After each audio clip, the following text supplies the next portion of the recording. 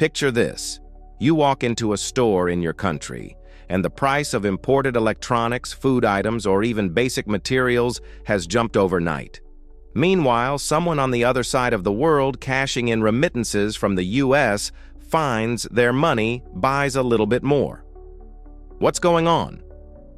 In the first half of 2025, the US dollar, as measured by the DXY index, dropped 10.7%, one of the most dramatic half-year declines in over 50 years. In today's video, we're going to unpack why the US dollar is weakening, and more importantly, what it implies for importers, remittances, currency traders, and developing economies. Stick around, because I'll also give you angles to watch going forward. And I want to hear your thoughts in the comments. To understand a falling currency like the US dollar, you have to look at multiple moving pieces. It's rarely just one cause. Here are the major drivers in 2025: interest rate expectations and yield differentials. For decades, one of the strongest supports for the dollar has been that US interest rates tend to stay higher relative to other developed economies. Foreign investors seeking yield would prefer US treasuries or similar instruments, pushing demand for dollars up. But in 2025, the narrative is shifting. Many market participants now expect the US Federal Reserve to begin cutting rates, or at least to hold off on further hikes. Meanwhile, some peer central banks, Europe, UK, are also starting to ease. The narrowing of rate differentials weakens the relative attractiveness of dollar-denominated assets. What this means: the premium you got for owning US yields over, say, euro area yields, is shrinking. That reduces the carry advantage in holding dollars. Fiscal deficits, debt, and policy uncertainty. The US federal government continues to run large deficits.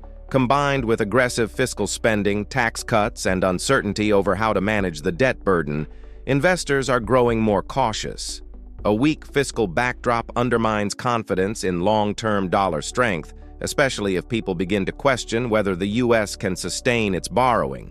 Also, inconsistent or unpredictable trade policy, tariffs, trade wars, or threats of unilateral actions add risk. Many observers point to erratic policy signals as one of the reasons investors began reducing US dollar exposure. Global capital flows and reserve diversification dollars flow in and out of the US through investment, debt issuance, and central bank reserve management. One emerging theme in 2025 is central banks and sovereign wealth funds gradually diversifying reserves away from dollar exposure. In other words, global institutions are reducing their holdings of US dollar assets or hedging them more aggressively, which means more selling pressure on the dollar. At the same time, foreign investors are adding FX hedges on US assets, i.e., locking in future currency conversions, effectively increasing dollar selling. Slower US growth and weakness in economic data.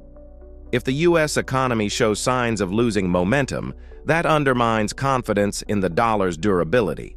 Some labor data has softened, consumer spending is under pressure, and the overall growth story is more fragile.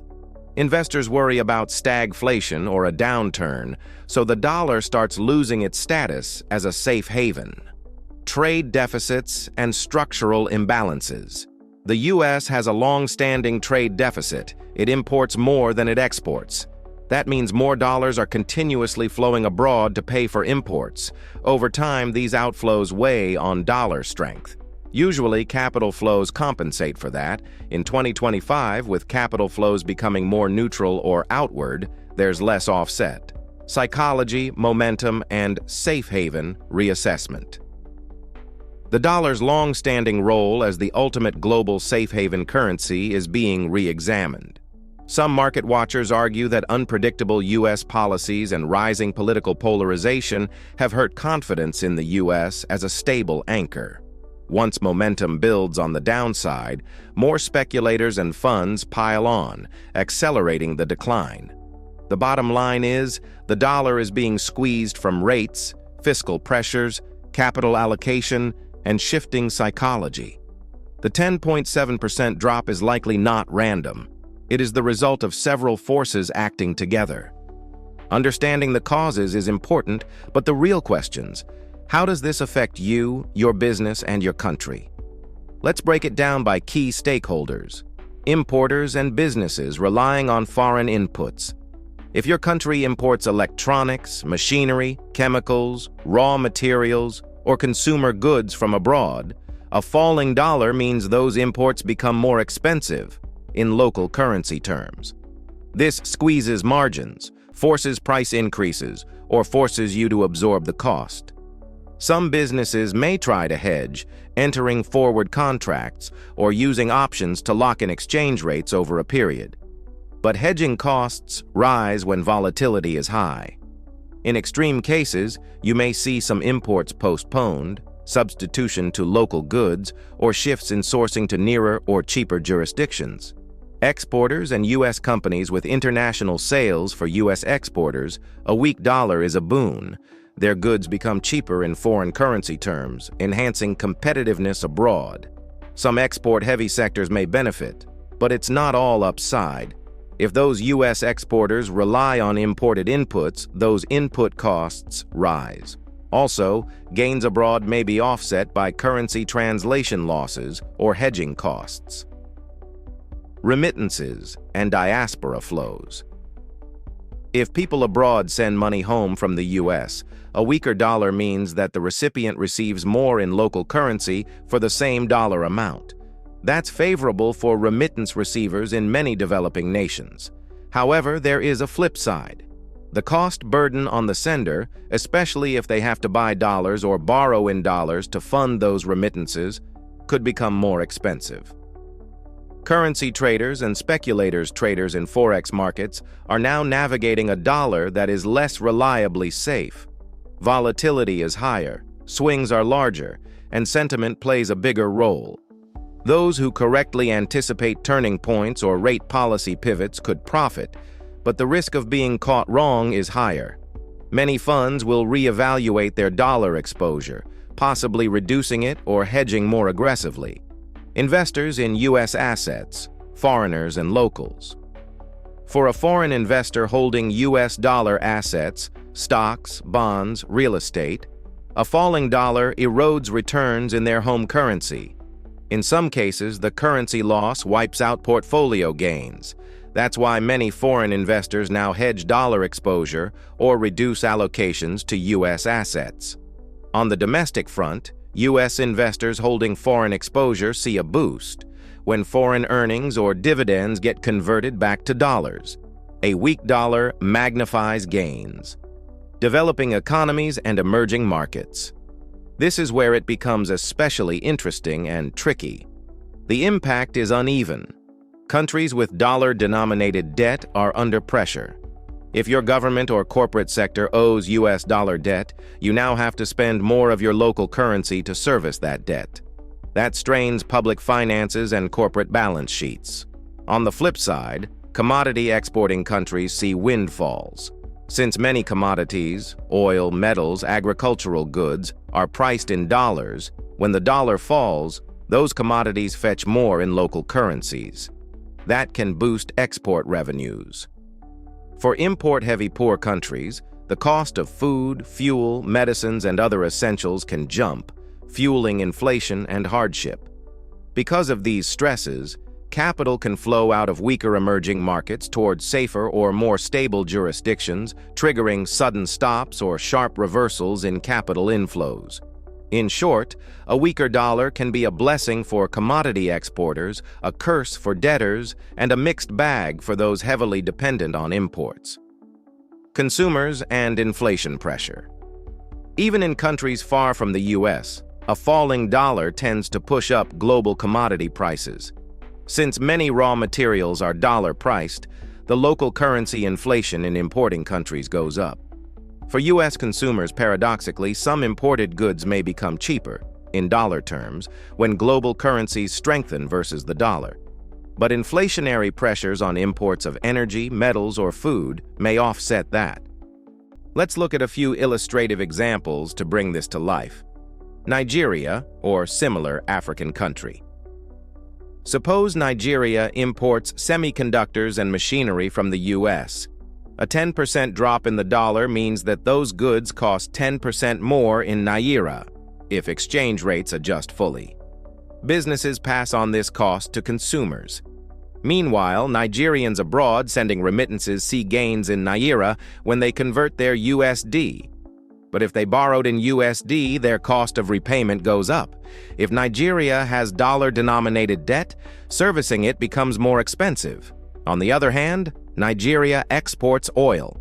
Since oil is priced in dollars, if the local currency strengthens or the dollar weakens further, the Naira value of oil exports could rise. Mexico or Latin America. Many Latin American countries have US dollar-denominated corporate debt. Firms may struggle if their revenues are in local currency, but their debt is in dollars. However, these countries might benefit from stronger demand for their exports if US consumers import more due to weaker dollar, or if they gain from tourism. Sovereign capacity to issue USD debt becomes tougher, so countries may turn to issuing in local currency or seek alternative financing. European Union/Eurozone. When the dollar weakens against the euro, US goods get cheaper to European buyers, but US imports from Europe might cost more in dollars.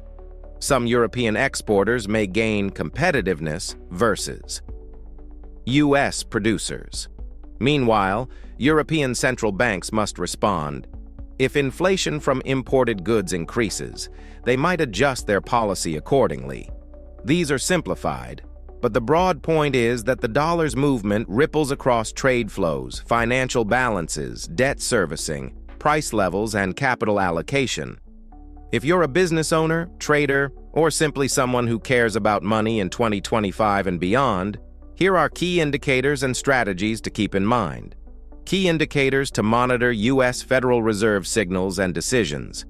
If they start cutting rates, that's a major tailwind for further dollar weakness. U.S. fiscal policy, budget deficits, debt issuance, and whether markets show stress in treasury auctions. Capital flow data, whether foreigners are adding or reducing investments in U.S. assets or increasing hedging of dollar exposure. Foreign central bank reserve management, if we see continued diversification out of dollars, that's a red flag for dollar bulls. Commodity prices, especially oil, metals, agricultural staples, since these are globally dollar-priced. FX momentum and investor sentiment, positioning data in forex markets can reveal when reversals or capitulation might occur. What you can do, strategy ideas. If you're importing, look hard at hedging strategies, pass-through pricing, or supply chain shifts closer to home or in alternative jurisdictions. If exporting or earning in foreign currencies, a weak dollar might turn your currency exposure into an extra boost. For remittance receivers, watch exchange rates. Timing conversions can matter. For business or governments with USD debt, consider refinancing, converting into local currency finance, or building buffers. In investing, diversification across currencies, hedged and unhedged international allocations, and tactical currency plays may become more attractive. Risks and potential reversal scenarios. If U.S. growth rebounds strongly and inflation stays sticky, the Fed could surprise with hawkish moves, pulling the dollar back up. Global shocks or crises often revive demand for the dollar as a safe haven. If other major economies falter more significantly, the dollar could regain status by default. So there you have it. The US dollar's 10.7% drop in the first half of 2025 is not a random accident, but the outcome of interest rate pressures, ballooning deficits, shifting capital flows, and a recalibration of global trust in the dollar's safe haven status.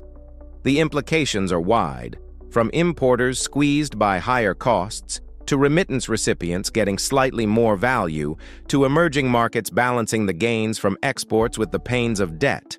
The key going forward is to stay alert, follow U.S. Fed actions, watch capital flow data, monitor central bank reserve shifts, and be nimble in hedging or currency strategy.